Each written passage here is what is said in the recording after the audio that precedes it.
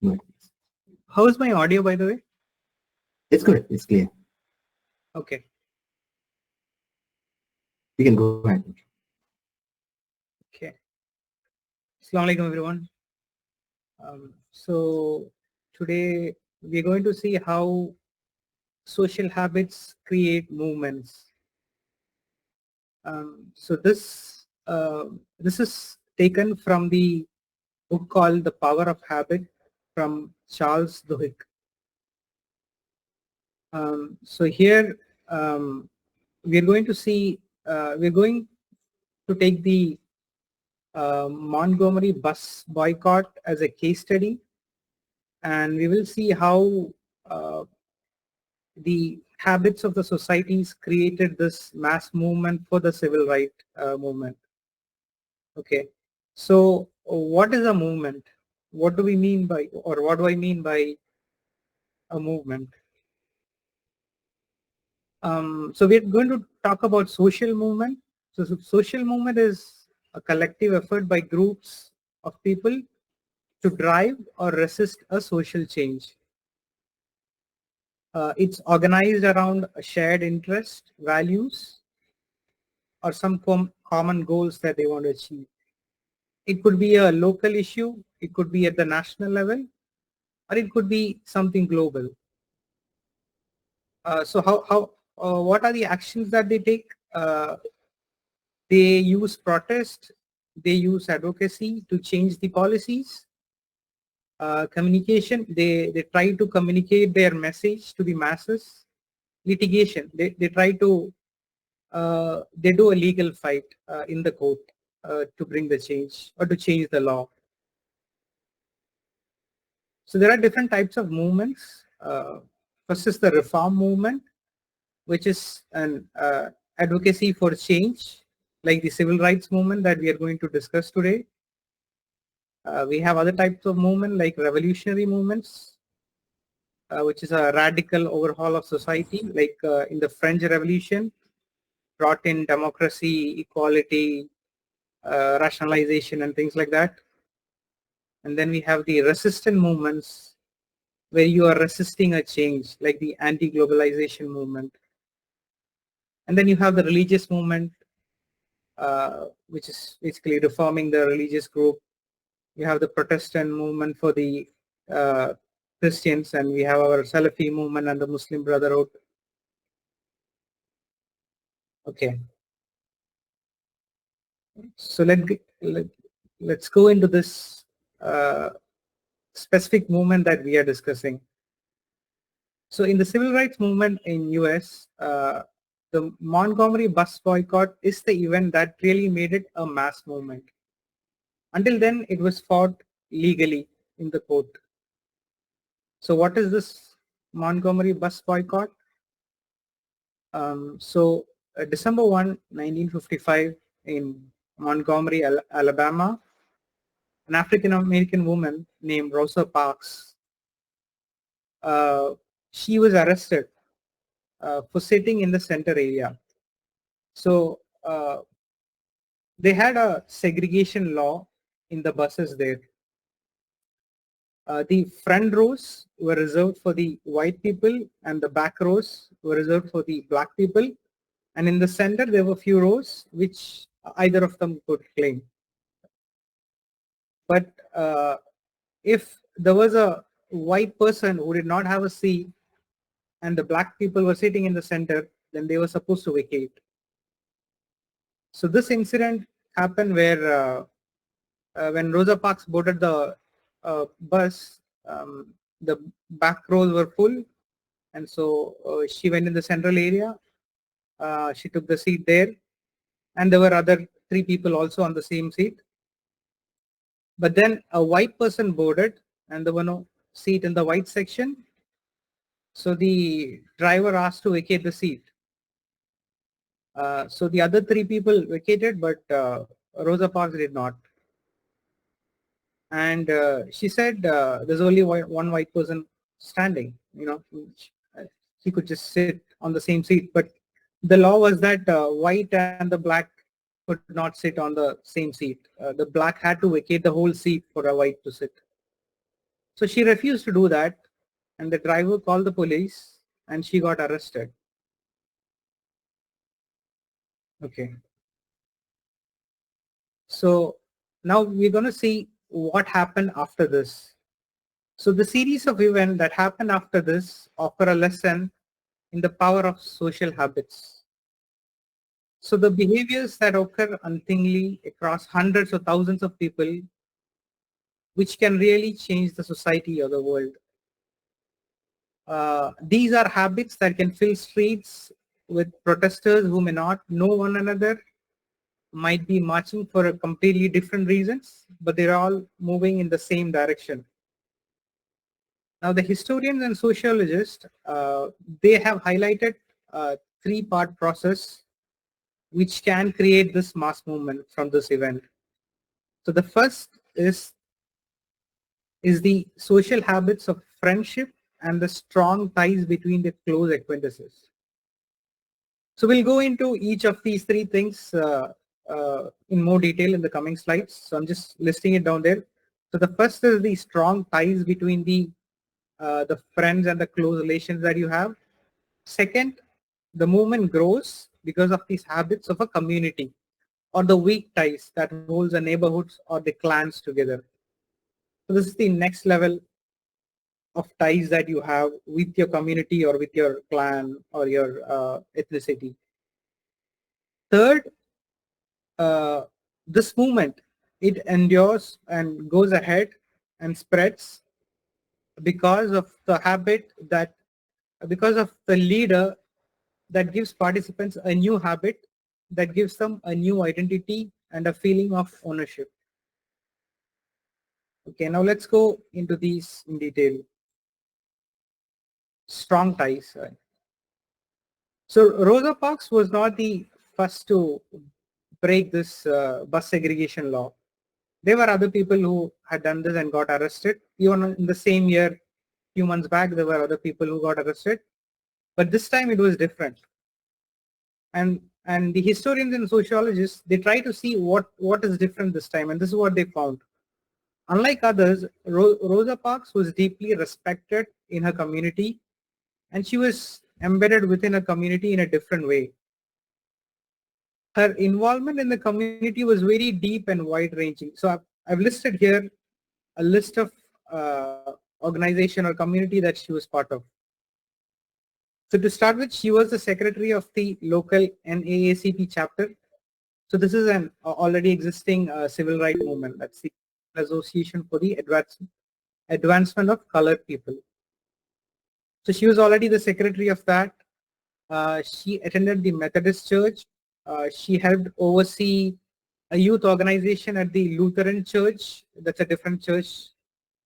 And she spent some of her weekends volunteering at a shelter. She spent some other weekends in a botanical club. And on Wednesday nights, she joined a group of women who were knitting blankets for the hospital. She also volunteered for dressmaking services to poor families. She also did gown alterations for wealthy white debutants. So next slide. So usually most of us have friends who are like us meaning they look like us, or they earn about the same amount of money, or they come from a similar background, similar ethnicity, similar religious beliefs. But Park's story was very different. Her friends span Montgomery's social and economic hierarchies, right?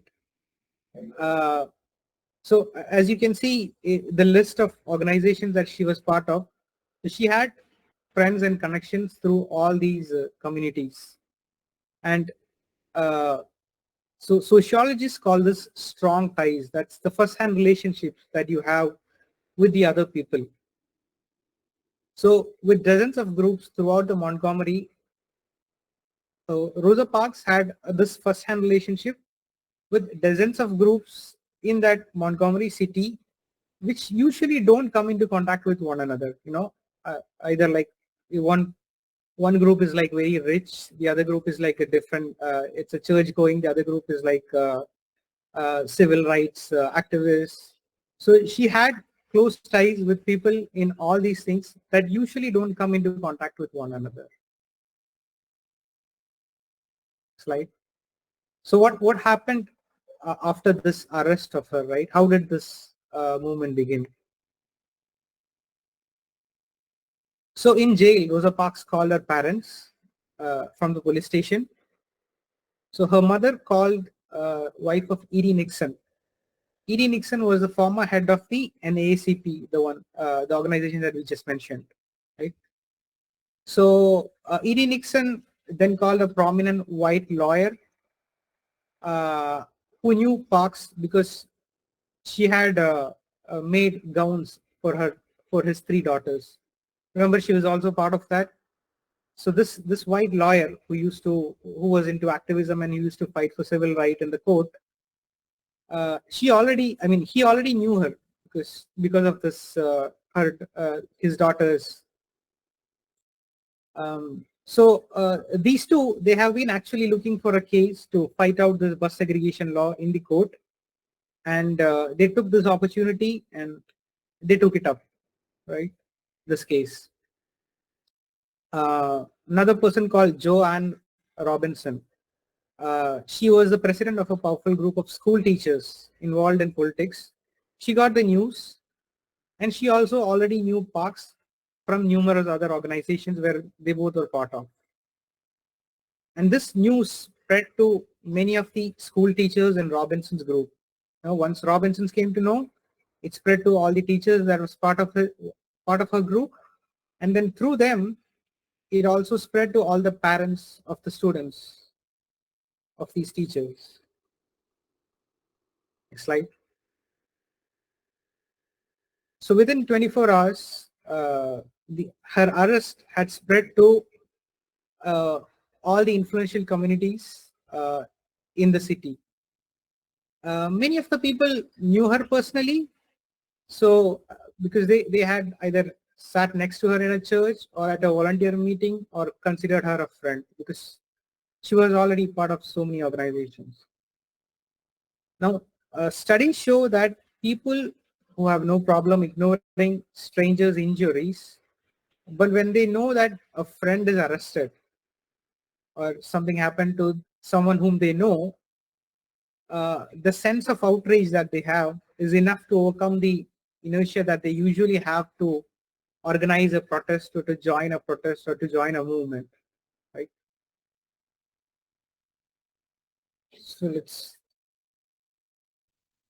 So what we discuss is her connection, the strong ties that she had with all the different kinds of people in the city, which really created this initial momentum for the protest.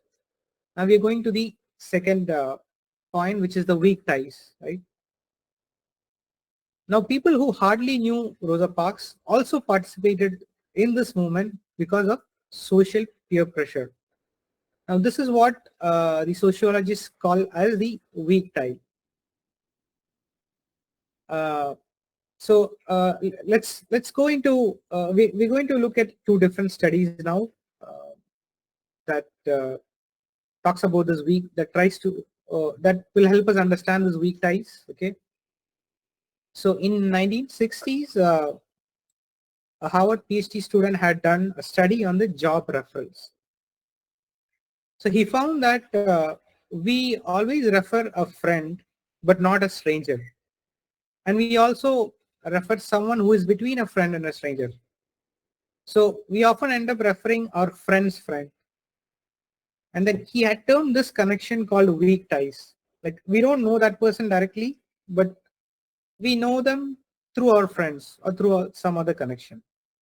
So that's what he called. So he came out with this term called the weak ties.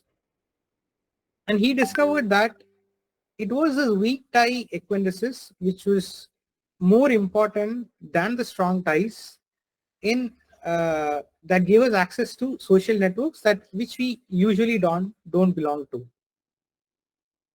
So we talk to our close friends all the time. We work along with them, or we read the same blocks that they do, or discuss the same topics. So by the time they have come to know about a job opportunity, we have also known it by ourselves because we are all in the same circle. But when it comes to a weak tie equenders, they are the ones who tell you about the opportunities that we would have otherwise never heard of, because they're coming from a completely different circle, right, which we don't belong to.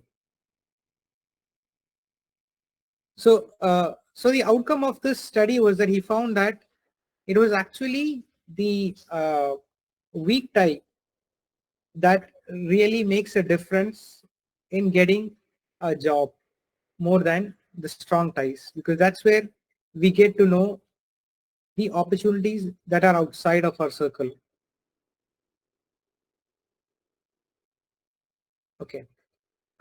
This is the next study, the Mississippi Summer Project. So in 1980s, the sociologist named Doc McAdam, he tried to study some people who had gone for this Mississippi Summer Project. So what was this project?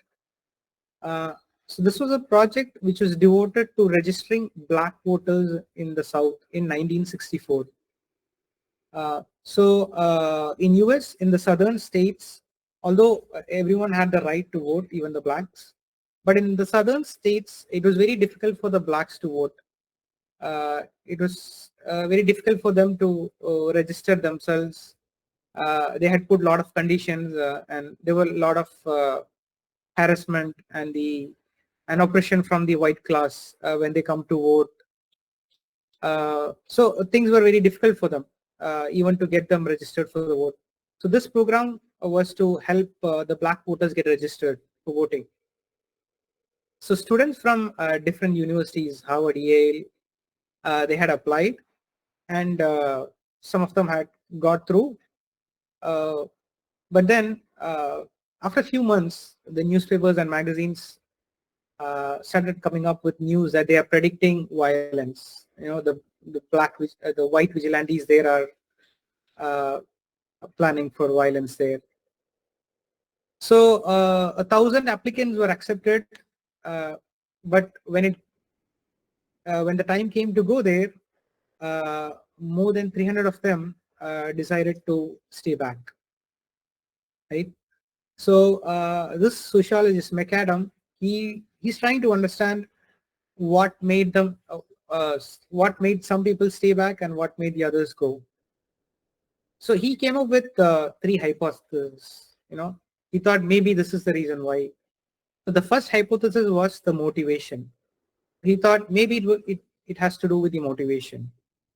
So so he divided the participants into two groups based on the motivation. First was the self-centered. There were people who were like, to trying to explore or to challenge themselves, to test myself or to be where the action is. They're just looking for a challenge or to learn new things, discover new things. The second group, they were like selfless. They wanted to do something good for the society, do something big in the world. They want to improve the situation of the blacks. So this is the second group, right? They want to make sure everyone is participating in the democracy. So he thought maybe it's the self-centered or the selfless group that stayed back and the other one went ahead, but this was wrong. Like he found that from both the groups, there were equal number of people who stayed back and went ahead. So this did not give any conclusion. So then he had a second hypothesis. Next slide. So the second hypothesis, he thought maybe it's to do with the opportunity.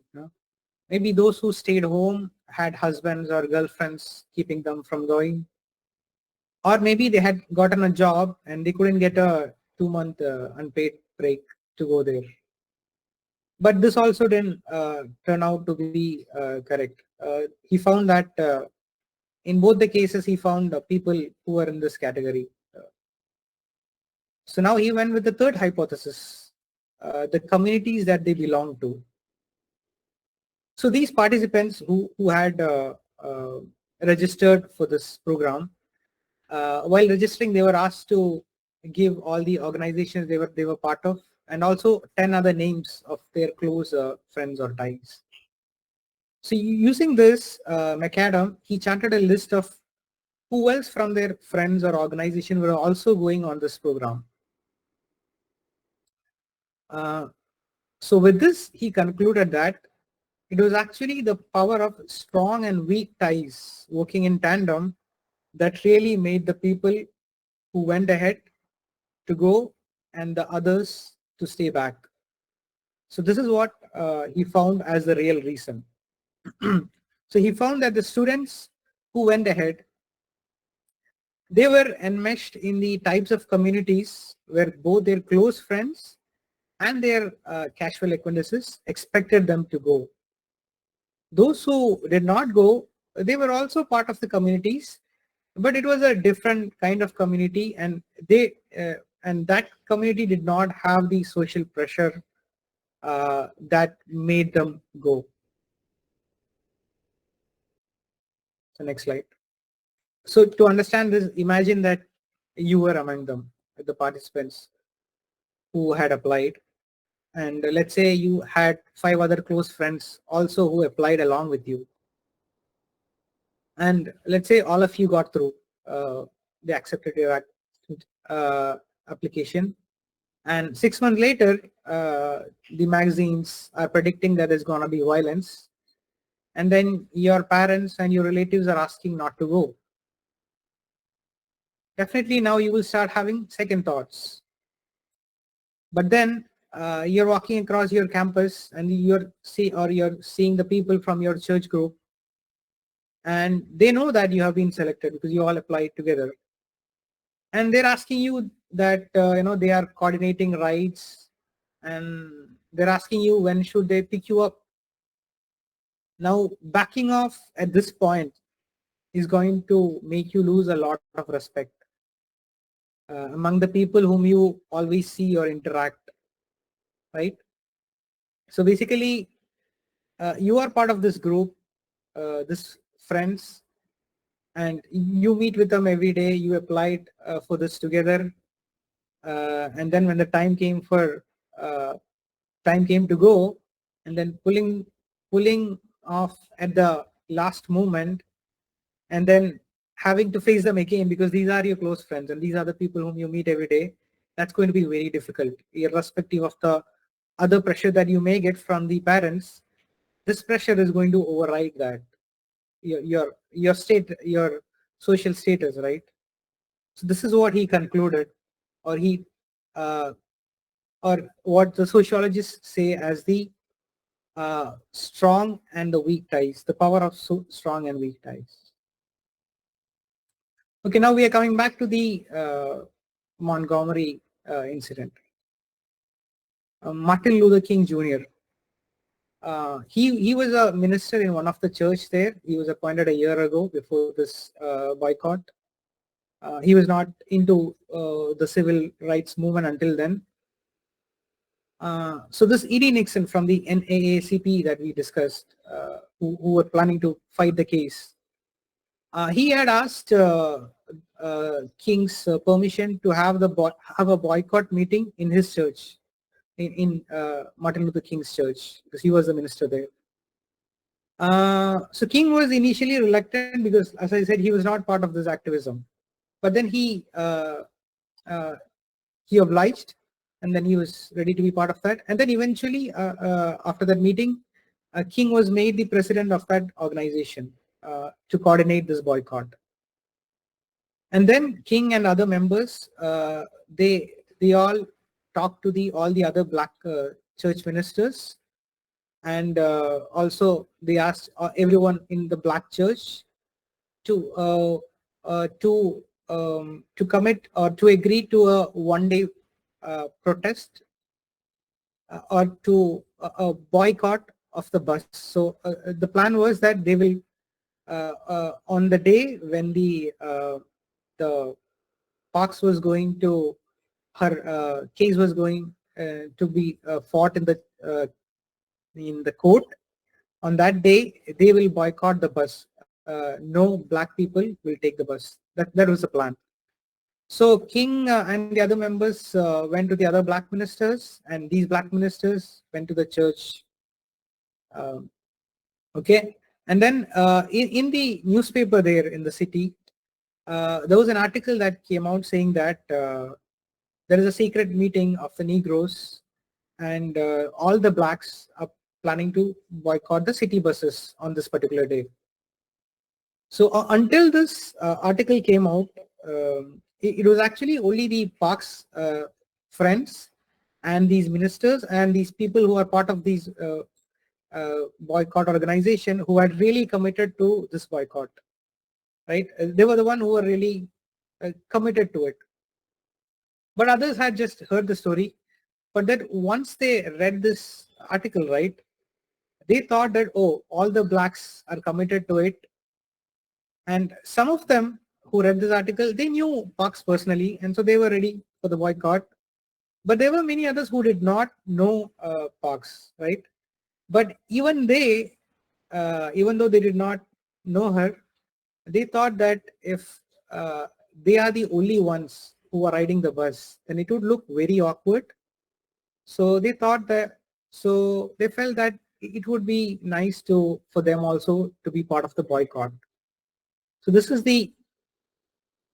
so on that morning, on the morning of the boycott, when Martin Luther King, he went out with his car saving all the buses, he found that it was only 8 blacks that he found riding the bus instead of hundreds. And he thought it was a miracle because he was not planning to be this big, right? They just had a boycott meeting, and then the message was sent to the church. So what happened here was the strong ties which Parks had with all these people that she knew from all the organization that she was part of, and then the weak ties, which is the black community, right? The newspaper, what it said was all the blacks are committed to this. So the blacks who were not committed to this, even they thought, okay, all the blacks are part of this. So if I'm taking the ride, I may be the only black person, and that's not going to look good. So they also were socially pressured to be part of it. Okay. Now let's go to the third habit. Now, as this bus boycott expanded, so from day, so it was initially planned for 1 day, but then it expanded to few days, and then 2 weeks, and then 2 months, and then slowly the commitment began to wane. So, what was happening was that while they boycotted the bus, they had to get to work, right? These blacks, they were working class, they were in maids, they were like maids or laborers. So they had to take a ride. So they, so these leaders, King and other church ministers and other leaders, they had told the cab drivers to take the blacks for the charge of what the bus fare, right? Whatever the bus charges, for that small charge. And they had also asked the black people or anyone who's part of the protest to do carpooling.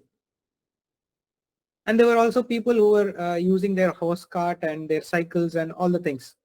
But it was difficult. It was not easy to boycott the bus. So as days went by, it became the commitment of the people began to come down.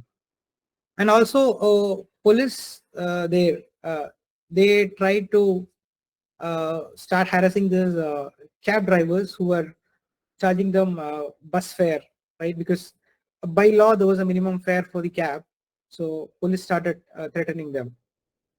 And the boycott leaders, although they had signed up hundreds of people for carpooling, again, the police started showing up there, where there were like meeting spots where they used to gather for the carpooling, and police started coming there and started harassing them. So it was really becoming hard, and King's telephone rang throughout the day with complaints. They can't hold it anymore. And then one night, a bomb exploded in King's house. Nobody was hurt, although his family was there in the home.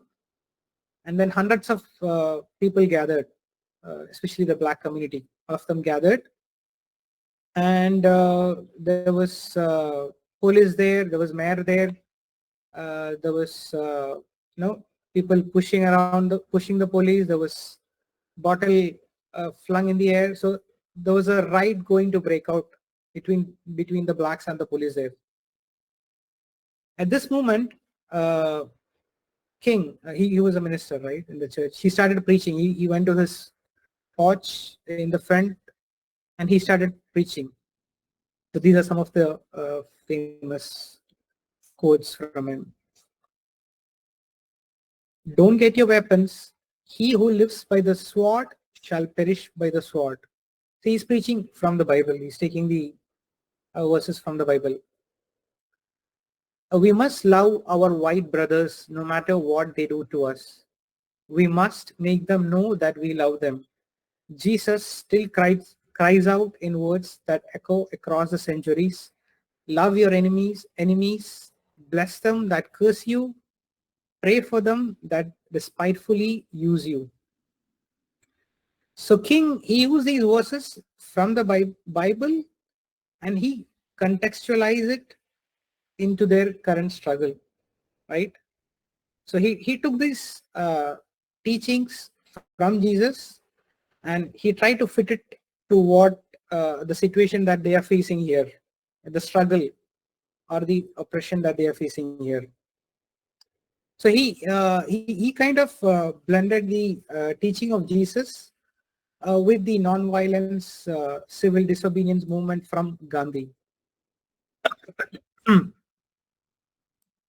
So now he's preaching to people to do what Jesus did, saying this is his way, this is the way of Jesus, and this is how he faced the struggle at his time, and this is the way to face the struggle, to show the other cheek to your oppressors or to your enemies. Now this idea, this new idea, it gave people a new way to face the oppression. It gave them a new sense of dignity and a purpose in their life, a non-violent protest. This was a new way for them, right? Okay, next slide. Now, more bombs started exploding on the lawns of other boycott organizers or the leaders, and huge masses started gathering, similar to what happened in King's house, right? And they all left without any violence. And there was continuously this preaching going on. The churches started holding mass meetings every week, sometimes every night, focused on the same very message of protesting, non-violence protest. Police had resorted to mass arrest to stop the boycott, but the community just embraced the oppression. So now they were empowered by this new way of non-violent protest. This movement started spreading, and the more it spread, there were more killings and attacks and arrests and beatings. But these protesters, rather than fighting back or retreating, they simply stood their ground, and they told the white vigilantes that they were ready to forgive them once their hatred had ceased. So now King, he had transformed this Montgomery struggle by giving these protesters a new sense of self-identity. So this new way of fighting back without violence, or showing your a civil disobedience, a protest, a movement of protest without physically fighting back, without violence. This was a new idea, a new transformation. And this social pattern over time, it became automatic and it started expanding to other places. And there were other groups of students and protesters whom King never met, but then they took off, they started taking up this movement. So all they had to do was go out, whatever they saw which they did not agree with, or they saw some oppression or some discrimination, all they had to do was go and do a non-violent protest. So this what the author is calling here the habit, or this way of non-violent protest, they became automatic to them. All they had to do, this is a new behavior now. You see something wrong and you just start your non-violent protest there against it. So this is how it became a bigger movement, and then it started spreading even beyond the Montgomery to other cities, and then throughout the southern states of US where these oppressions was there. Okay, so this I'm just going to summarize here. So this is the case study of how the Montgomery bus boycott, which was they had not really planned for a mass movement here, but then it just the things that happened because of these social habits, it just went out and became a big mass movement, which became the real mass movement for this civil rights movement in the US, right? So the three things that they take out from this is the strong ties that Rosa Parks had within the community, right? And because of this, they were ready to come out and protest for her, even though they were not, even though there was no activism going on there were no civil rights movement, as in it was only in the case, in the court there. So what pushed them to come out and start this boycott was the strong ties they had. Like, someone they knew and deeply respected was arrested. And then it was the weak ties, the pressure in the community, in the Black community, that there were a big part of the community that was into it, and the others staying away from it and not being part of it. They thought that would not be the right thing to do. So it pressured them to be part of it. And then it was the new way, or the new idea that Martin Luther King gave them through his preaching, a new way how he connected the struggle of Jesus to their present struggle, and how he applied the teaching of Jesus and showed them how it can be applied to their present struggle, which gave them a new purpose in their life and in their struggle for this freedom. So this is in short what I wanted to cover. So I think we can use the remaining time for the discussion. So I think people in US may be more familiar with the civil rights movement there. I just came to know from this book when I read this. So maybe you may have more things to add here. Jazakallah, Brother Ijaz. Very good presentation, inshallah, and very informative. Inshallah, we are open to questions and comments, and especially if you have anything to add to the Black rights movement, Black Lives Matters, and new things that have come up. Inshallah, you're welcome to add. I think we have just a comment. Just one.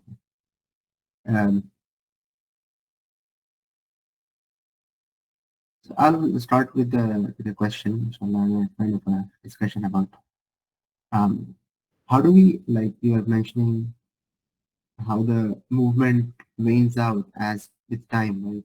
It drags on. People do not have the same kind of passion that they have before to, to continue the work.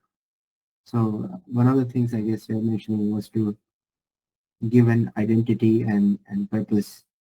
But are there any, like, in our context, for example, let's say to fight against Islamophobia, or let's say anything like Dawa, work of Dawa and things like that. Any ideas like how do we make it more sustainable so that people don't burn out and usually happens when different projects die out in an Islamic context or Yeah, I just mentioned few things that I think which really moves the people. So I think if we take this incident of Gaza, now there are a lot of we hear from a lot of social circles that people in the Sudan are also going through the same kind of hardship that people in Gaza are going through.